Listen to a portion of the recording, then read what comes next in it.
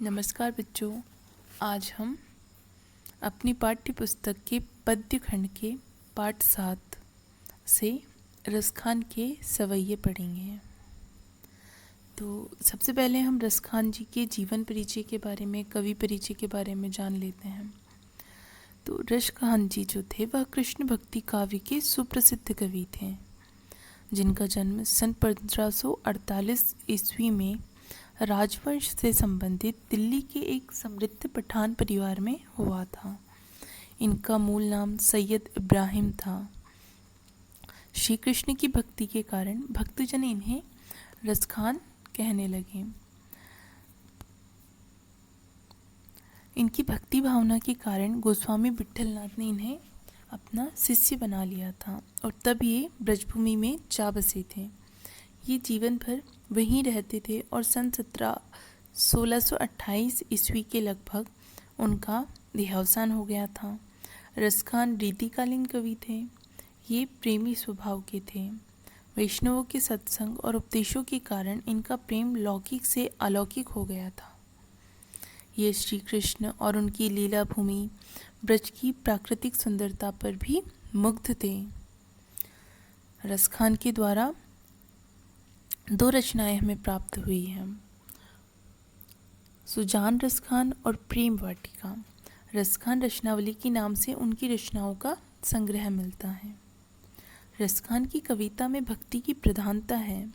इन्हें श्री कृष्ण से संबंधित प्रत्येक वस्तु प्रिय है। उनका रूप, सौंदर्य, वेशभूषा, बांसुरी, बाल क्रीड़ाएँ उनकी कविता का आधार है। ये ब्रज क्षेत्र, यमुना तट, वन बाग, पशु पक्षी, नदी पर्वत आदि के प्रति गहरे प्रेम का भाव रखते हैं। इन्हें श्री कृष्ण के बिना संसार में कुछ भी प्रिय नहीं है।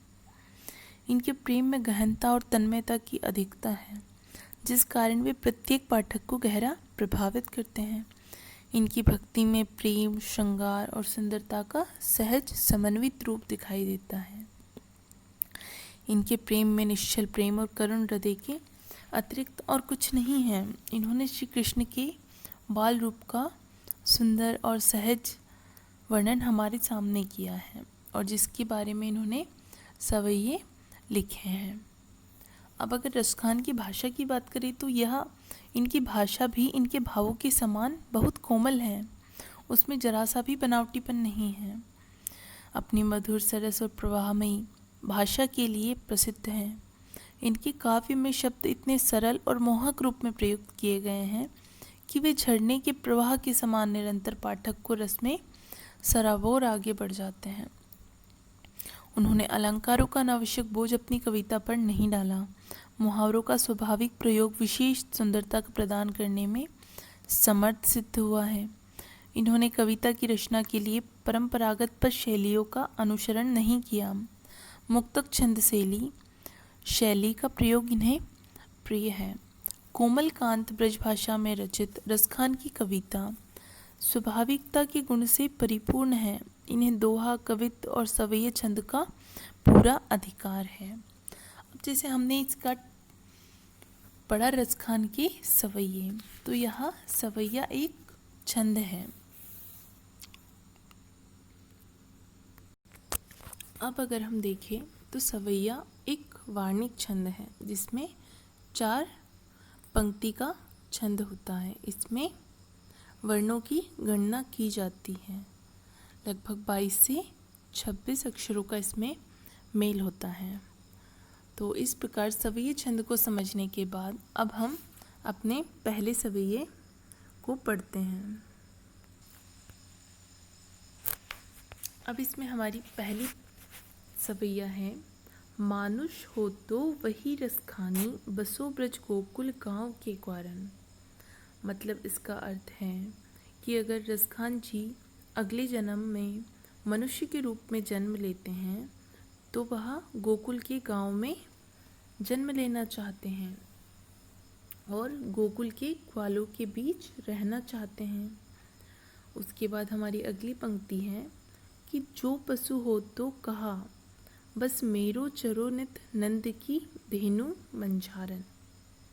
मतलब यदि मैं पशु बनूं और मेरी इच्छा पूर्ण हो तो मैं नंद बाबा की गौओं में गाय बनकर सदा चरूं। उसके बाद हमारा अगली पंक्ति है, पाहन हो तो वहीं गिरी को जो कियो हरिछत्र पुरंदर धारण। यदि मैं पत्थर बनता हूँ, पाहन मतलब पत्थर, गिरी मतलब पहाड़, पुरंदर मतलब इंद्र।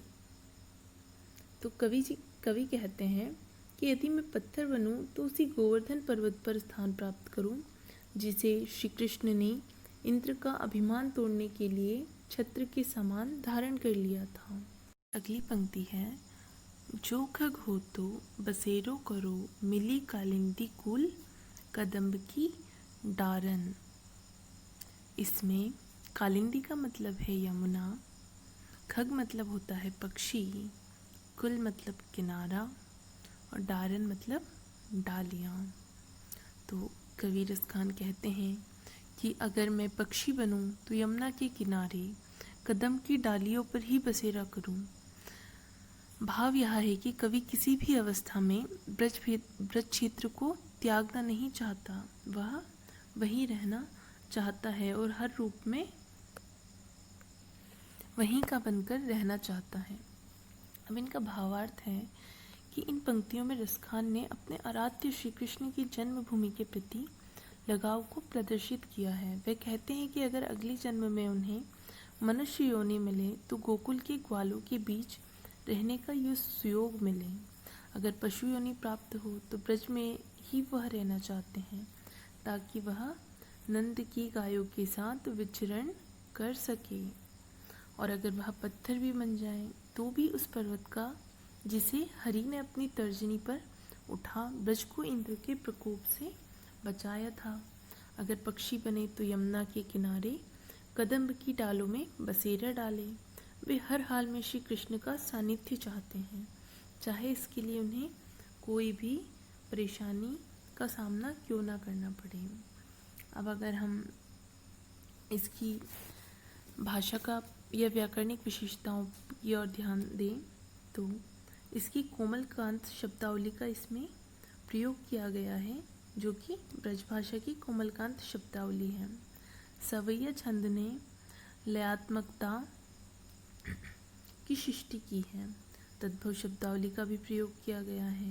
प्रसाद गुण, अभिधा शब्द शक्ति और शांत रस इसमें विद्यमान है और इसमें अनुप्रास अलंकार का भी सहज प्रयोग किया गया है।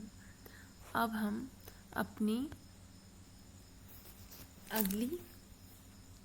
अगला सवैया पढ़ते हैं। या लकुटी अरु कामरिया पर राज तिहु कर पुर को तजी डारू।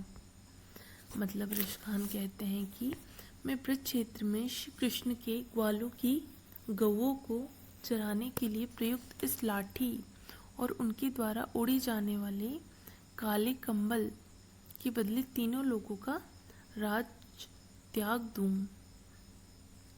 आठों सिद्धि नवोनिधि के सुखनंद की गाय चराई। मतलब आठों सिद्धि का अर्थ है इंशित्व और वशित्व नामक 8 हालों की जो शक्तियाँ होती हैं उनको यहाँ पर आठों सिद्धि के बारे में बताया गया है। और नवनिधि का अर्थ होता है नील और खर्व नामक कुबेर की जो 9 निधियाँ होती हैं। बसारो मतलब भुला दूँ। तो इसमें कवि कहते हैं कि मैं नंद बाबा की गौओं को चराने के बदले 8 सिद्धियाँ और 9 निधियों के सुख को भी भुला दूँ। अगली पंक्ति है हमारी, रसखान कबो इन आखिन सो ब्रज के बन बाग तड़ाग निहारो। मतलब तड़ाग मतलब तालाब, निहारो मतलब देखूं। मैं ब्रज के वनों, बागों, तालाबों को अपनी आंखों से कब निहार पाऊंगा। मैं ब्रज क्षेत्र में उगी करील की कटीली झाड़ियों पर करोड़ों महल को न्यौछावर कर दूं। अगली पंक्ति है हमारी, कोटिक ए कलधोत के धाम करील के कुंजन ऊपर वारो। मतलब इसमें बताया गया है कि श्री कृष्ण रसखान जी कहते हैं कि मैं ब्रज क्षेत्र में उगी करेल की जो कटीली झाड़ियाँ हैं उन पर भी करोड़ों का महल न्यौछावर कर सकता हूँ। मतलब रसखान जी ब्रज क्षेत्र के लिए जीवन के सभी सुखों को त्याग देना चाहते हैं। उनके लिए परम सुख की प्राप्ति ब्रज क्षेत्र से जुड़ा रहना है।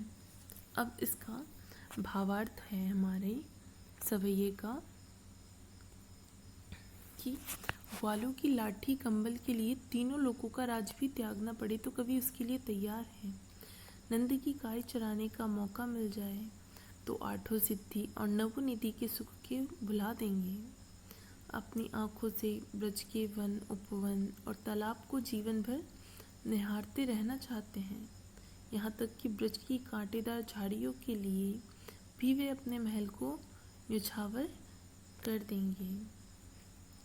अब हमारा दूसरा सवैया संपूर्ण हुआ। अगर हम दूसरी सवैये की व्याकरणिक विशेषताओं को देखें तो इसमें ब्रज भाषा का जो प्रयोग किया गया है वह बहुत सराहनीय है और तद्भव शब्दों का अधिकता से प्रयोग किया गया है। इसमें लयात्मकता की भी सृष्टि हुई है। अनुप्रास अलंकार का सहज प्रयोग हुआ है। साथ ही साथ इसमें प्रसाद गुण और अभिधा शब्द शक्ति का भी प्रयोग हुआ है। शांत रस भी इसमें विद्यमान है।